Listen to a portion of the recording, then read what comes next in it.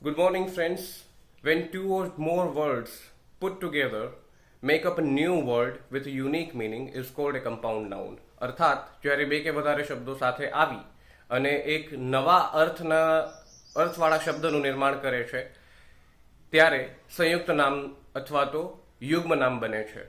ઉદાહરણ તરીકે ફાયરફ્લાયમાં બે શબ્દો વપરાયેલા છે. ફાયર એટલે કે અગ્નિ અને ફ્લાય એટલે માખી, અને એ સાથે જોડાય એટલે કે ફાયરફ્લાય બને છે. ત્યારે આગિયો એવો અર્થ ધરાવતો એક નવો શબ્દ બને છે. 3 પ્રકારના કમ્પાઉન્ડ નાઉન હોય છે. ઓપન કમ્પાઉન્ડ નાઉન, જેમાં બંને શબ્દો સ્વતંત્ર અને અલગ અલગ લખાય છે. ઉદાહરણ તરીકે આઈસ્ક્રીમ, તો આઈસ્ક્રીમ આપણે લખતી વખતે આપણે વચ્ચે હાઇફન નથી મૂકતા અને વચ્ચે જગ્યા પણ છોડીએ છીએ.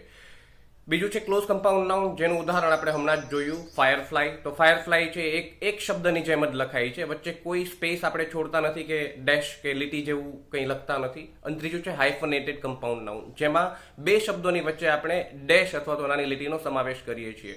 ઉદાહરણ તરીકે સ્કૂલ ટીચર, તો વચ્ચે આપણે સ્કૂલ અને ટીચરની વચ્ચે આપણે ડેશ મૂકીએ છીએ, બરોબર. અને એના ફોર્મ્યુલામાં 3 રીત છે. નાઉન પ્લસ નાઉન એટલે કે જ્યારે બે નામો જોડાઈને, ફાયરફ્લાય છે એમાં ફાયર અને ફ્લાય એ બંને નામ છે.